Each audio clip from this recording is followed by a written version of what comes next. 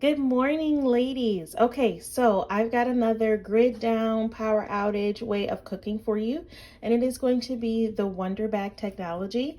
So I'm going to shoot this quickly, so I'm not going to use my emergency stove, but you're going to get the idea. So here's some beans, black eyed peas that I canned up. I dry canned about 3 years ago, and I just let these beans soak overnight. So there's nothing in them. I just let them soak overnight. I'm going to go ahead and put them in this pot and put some water in the pot. Okay, now I don't have on my glasses, so this is probably too much water, but it's okay. All right, now I'm gonna go ahead and just add my seasonings. I'm just gonna put in a little bit of chicken base, a little bit of adobo, garlic, onion, and call it a day. Okay, so I just added some chicken base, garlic, onion, and butter.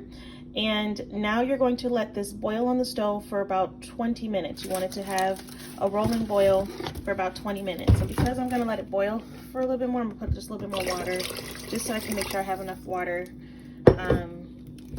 for this. This is still practice for me. I'm just showing you a method. So even if this is too much water, I'll show you guys how to fix that with black eyed peas. So you may be asking, how am I going to boil if my power is out or if this is grid down? So if you watched one of my power outage videos, you heard me tell you to buy one of these. This is like $20 off of Amazon. It's your little campfire stove. Then you can buy the little $8 cans of butane that come with it. I have another video where I teach you guys how to cook on a power outage with bricks and a can and some alcohol or Vaseline or a Sterno. I'll link that video in the description of here, so you can also boil it using that method. But because I'm in a hurry, I'm just gonna go ahead and put this on my stove for 20 minutes. So here is my Wonder Bag, or I have the generic version of it. So this technology is made to slow cook your food with no power.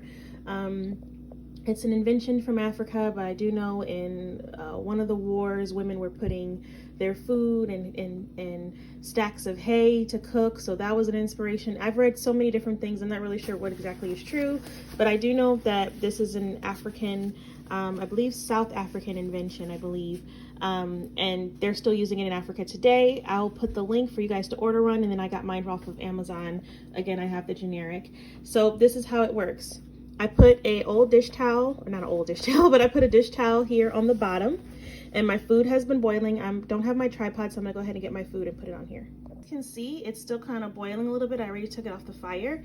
So I'm gonna go ahead and quickly put the top on and zip the bag up. Okay, so my top is not fitting, but I did see in another video someone did, they turned this is hot, they turned this upside down. So I'm gonna try it that way, and now my top fits. Okay, so I got it in here. I put the top on. I drawstringed this here so that no heat can escape. It's about 8:20ish right now. So I'll see you in maybe 8 hours, and we'll see if those beans are done. Okay, so it is about 10 hours later. I'm gonna go ahead and open this pot. It is still pretty hot to touch. There's still steam. And I put too much water in here. Oh Lord, but this is actually pretty hot. It's actually pretty hot, so let's stir it and see if our beans are done. Of course, you will not put as much water. Again, I'm practicing with this technology, but let's see if our beans are soft. Okay, so I put them on a piece of foil, and they are done. They are soft. I did not press them hard. I just pressed down. I don't have my tripod, so I'm doing this. So in case you wanted to do this, obviously you wouldn't use as much water as I did, but you guys get the point. In a grid down situation, you're able to feed your family some dried beans that you may have stored.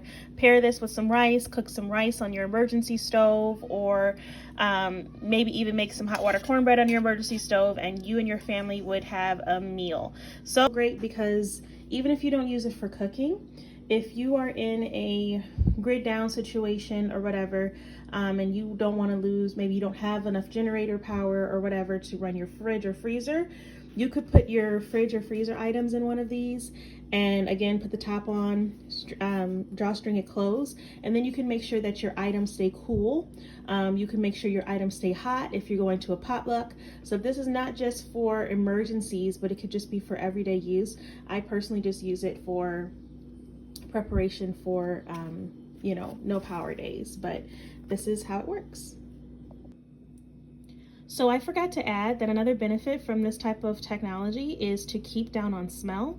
You know, if things get really bad where people don't have food for weeks, the last thing you want to do is to alert your neighbors or other animals or people down the hallway in your apartment building or your, you know, whatever. The last thing you want to do is send up a smoke signal that you and your family have food. So this kind of helps you stay a little bit low key and keep you and your family safe as well.